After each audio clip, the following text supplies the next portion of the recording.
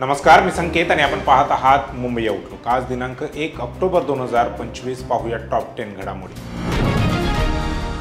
भिवंडी येथे अबू आझमी यांनी मराठी भाषेच्या गरजेवर प्रश्नचिन्ह उपस्थित केल्याने पुन्हा एकदा मराठी हिंदी वादाला तोंड फुटले आहे।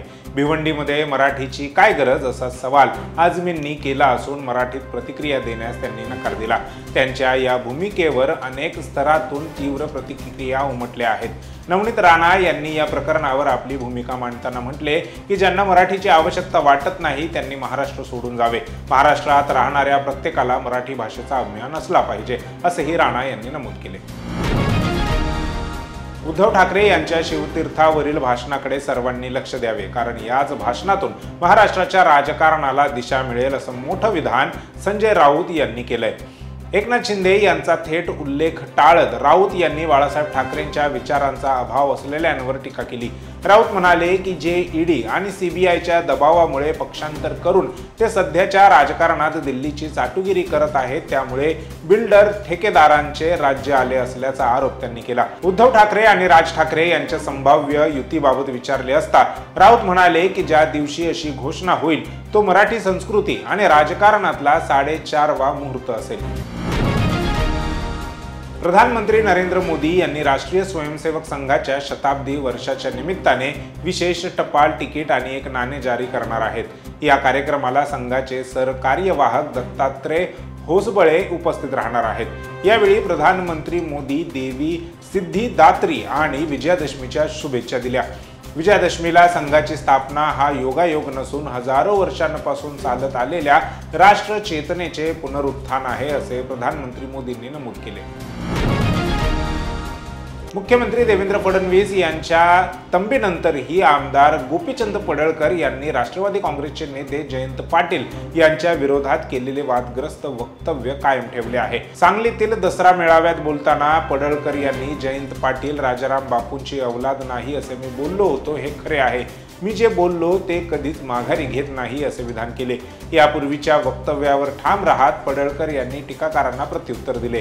त्यांनी तुम्ही मला मंगळसूत्र चोर म्हणता, तर जयंत पाटलांच्या कितव्या बायकोचे मंगळसूत्र मी चोरले ते सांगा असा सवाल केला। तसेच आपल्याला गोप्या गोप्या असे संबोधणाऱ्यांवरही त्यांनी टीका केली।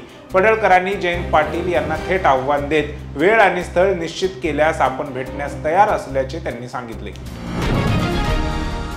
राज्यातील बहुतांश जिल्ह्यात अतिवृष्टीमुळे ओल्या दुष्काळाची मोठी समस्या उद्भवली आहे। यात सर्वाधिक नुकसान हे एकट्या मराठवाड्याच्या वाट्याला आले आहे। या अस्मानी संकटात बळीराजा हवालदिल झाला आहे। परिणामी आता पावसाने विश्रांती घेतल्याने परिस्थिती हळूहळू पूर्वपदावर येत आहे। अशातच आता शेतकरी पूरग्रस्तांसाठी महत्त्वाची बातमी समोर येत आहे। राज्यात 100% पीक पाहणी होणार असून 1 ऑक्टोबर ते 31 ऑक्टोबर या महिन्यात पीक पाहणी होणार असल्याची माहिती राज्याचे महसूल मंत्री चंद्रशेखर बावनकुळे यांनी दिली। त्या अनुषंगाने राज्यातील सर्व जिल्हाधिकाऱ्यांना आदेश दिल्याचे त्यांनी सांगितले आहे।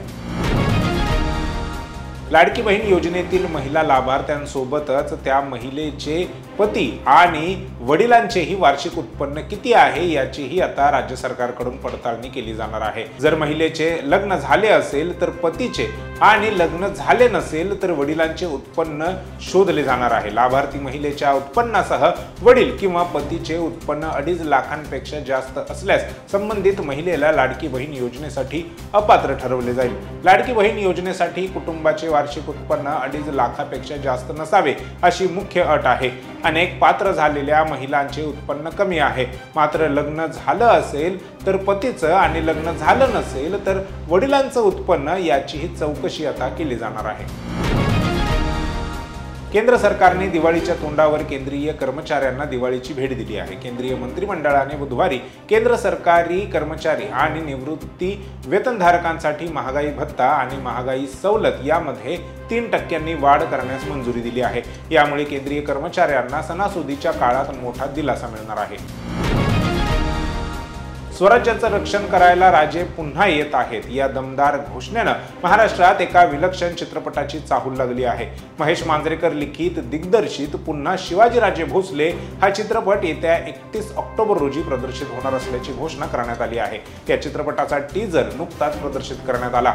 आजवर कधीच दिसलं नाही असं छत्रपती शिवाजी महाराजांचं प्रखर रूप यात दिसणार असून मराठीची अस्मिता, बळीराजाच्या आत्महत्येचा मुद्दा, मराठी माणसाचं मुंबईतील स्थान, परप्रांतीयांची मुजोरी अशा अनेक विषयांवर महाराजांचं भाष्य आणि कृती यातून बघायला मिळणार आहे। ACC आणि पाकिस्तान क्रिकेट बोर्डाचे अध्यक्ष तथा पाकिस्तानचे मंत्री मोहसिन नकवीने अखेर BCCI समोर हात जोडले।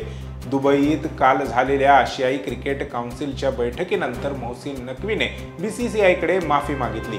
आशिया चषकाच्या पारितोषिक वितरण सोहळ्यात जे झालं त्याबद्दल मी माफी मागतो। आपण नव्याने सुरुवात करू, क्रिकेटला मोठं करू, जे झालं ते व्हायला नको होतं। भारतीय क्रिकेट संघाचा कर्णधार सूर्यकुमार यादवने दुबईत स्वतः येऊन आशिया चषक आणि पदक न्यावी असं मोहसिन नकवी म्हणाला। गेल्या वर्षी गाजलेल्या पूजा खेडकर प्रकरणानंतर UPSCने आता महत्त्वाचा निर्णय घेतला आहे। UPSC परीक्षा प्रक्रियेतील गैरप्रकार रोखण्यासाठी उमेदवारांची विविध प्रमाणपत्रे डिजिलॉकरद्वारे स्वीकारली जाणार असल्याची माहिती UPSCचे अध्यक्ष अजय कुमार यांनी दिली।